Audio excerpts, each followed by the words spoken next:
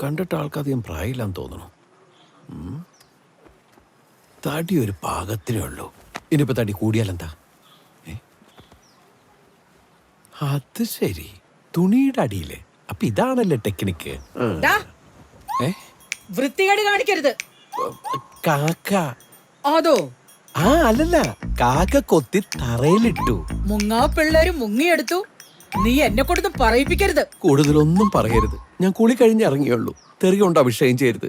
അത് താങ്ങാനുള്ള കരുത്ത് എനിക്കില്ല. അയ്യോ, മനുഷ്യനെ നാണം കെടുത്താൻ. വേറെ ഒരു തുണി തൊട്ടാലും ഇത്രയും പ്രശ്നമില്ല. അവിടെ കിടക്ക. എന്റെ അമ്മേ. ചേട്ടത്തി, എന്താ ഇത്? കുറച്ച് കൊടംപുളിയാ. രതീഷ് നാട്ടിൽ നിന്നുണ്ടോ?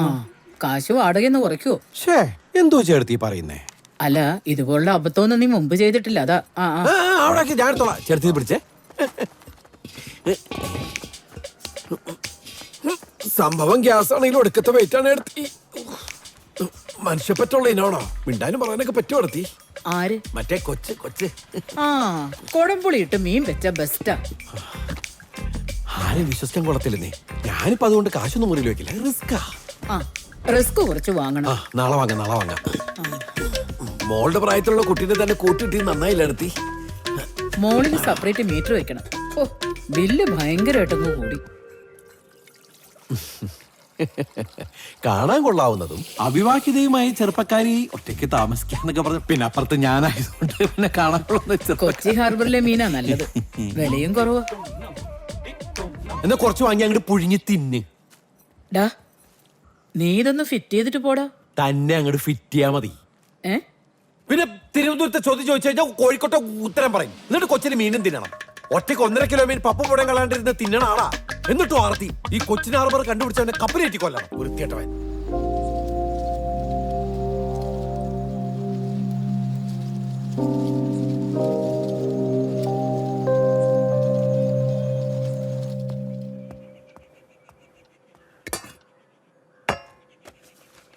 സോറി, 2 ദിവസം പുറത്തുനിന്ന് കഴിക്കണം. നല്ല സുഖമില്ല, വയറുവേദന. എഴുന്നേറ്റപ്പോൾ താമസിച്ചു പോയി.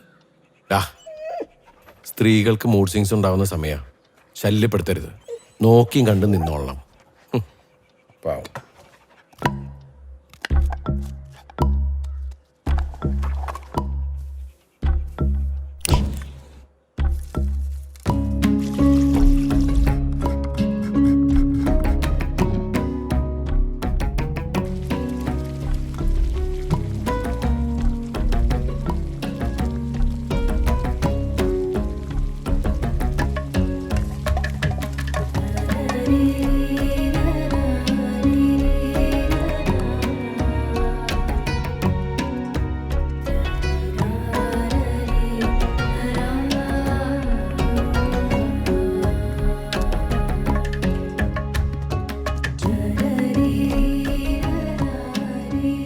ആത്മാർത്ഥമായിട്ട് നടത്തിയ പരിശ്രമമാണ്.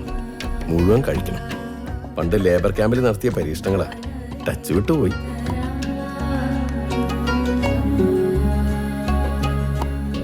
അത് തരുന്ന ഒരുപാട് പേര് നമുക്ക് ചുറ്റും കാണും. നമ്മുടെ അടുത്തേക്ക് വന്ന് നീയാണ് എൻ്റെ, നിനക്ക് വേണ്ടിയാണ് ഞാൻ എന്ന് പറയുന്ന ഒരാൾ കാണും. പക്ഷേ നോക്കണ്ടേ, അടുത്തുള്ളത് ആരാണ് എന്ന് കണ്ടുപിടിക്കണ്ടേ? ലോകം മുഴുവൻ നിറയുന്ന ഈ പ്രണയം തരാൻ പോകുന്നത് ആരാണെന്ന് അറിയണ്ടേ? അത് നോക്കാതിരുന്ന എങ്ങനെ അറിയാനാ? പിന്നെ നമ്മൾ ജനറേറ്റർ റൂമിന്റെ ചാവി. കറണ്ട് പോയി കഴിഞ്ഞാൽ അവിടെ കറങ്ങി നടക്കരുത്. ഓണാക്കിയേക്കണം. ഞാൻ ഒന്ന് വീഡിയോ പോയിട്ട് വരാം. അല്ല, അതിന് ജങ്കാറ സമയം കഴിഞ്ഞില്ലേ? അത് കുഴപ്പമില്ല. ഞാൻ റോഡ് വഴി പോക്കോളാം. അയ്യോ, 10-25 കിലോമീറ്റർ അപ്പുറം കറങ്ങി അടിച്ചു പോകാനോ? അതിന് മാത്രം തന്നെ അത്യാവശ്യം. അതെ, ബ്രോയിന് സ്വപ്നം കണ്ടു. വല്ലാത്തൊരു കരച്ചിലാ. വിശന്നിട്ടാന്ന് തോന്നണേ. ലവ് ബീഡ്സ് കേട്ടാ എല്ലാരും പെണ്ണുങ്ങളെ സ്വപ്നം കാണും. ഇങ്ങനെ പട്ടീന്റെ സ്വപ്നം കേട്ടേക്കുന്നു. പോക്കം കഴിഞ്ഞു.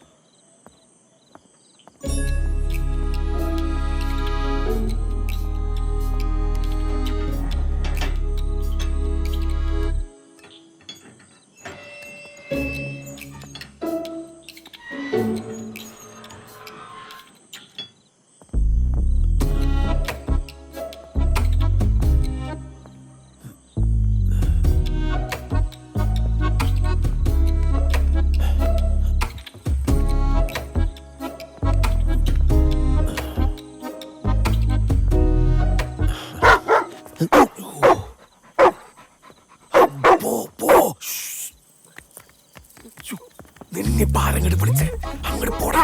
ഒച്ചിട്ടക്കല്ലേ നീ കേറി പോയേ മകളുണ്ടാക്കാതെ സ്നേഹപ്രകടനം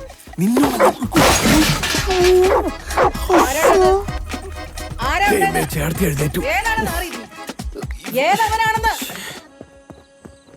അയ്യോ, നിനക്കെന്താണ് അവിടെ കാര്യം? ആരാണിത്? ഇതെവിടെയാണ്?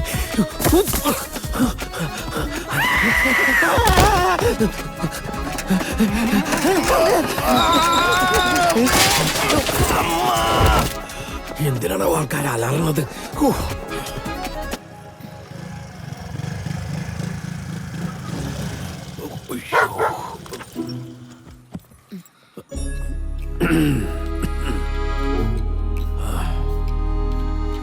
എന്താ ചേർത്തി, എന്താ നടന്ന പോലെ തോന്നണു? തോന്നലല്ല, നടന്നു.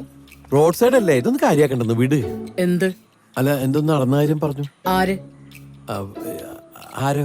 അപ്പൊ തന്നെ ഞാൻ സ്റ്റേഷനിൽ വിളിച്ചു പറഞ്ഞു. ഞാൻ SI ആയിരുന്ന സ്റ്റേഷനാ. കളി മാറും. എന്നെ വിളിച്ച പോരായിരുന്നു, ഇതിനൊക്കെ എന്തിനാ പോലീസിനെ വിളിക്കുന്നേ? തീക്കട്ടി ഉറുമ്പരിക്കുന്നു കാണണമല്ലോ. അവൻ ഇനി ഇതിനകത്തെങ്ങാനും വന്നാ തീർന്നു. അതാണ്.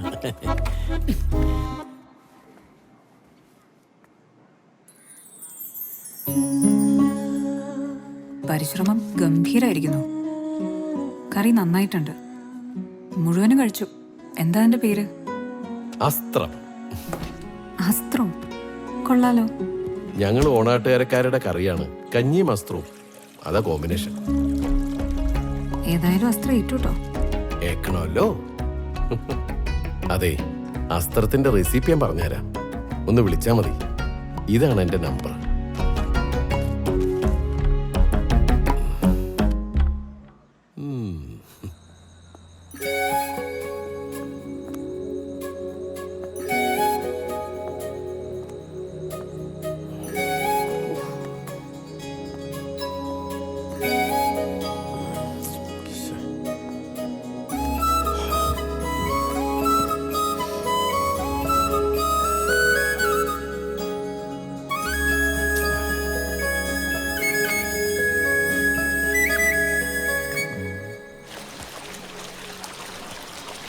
ഈ കുടിവെള്ളക്കാർ പുതിയതാണേ.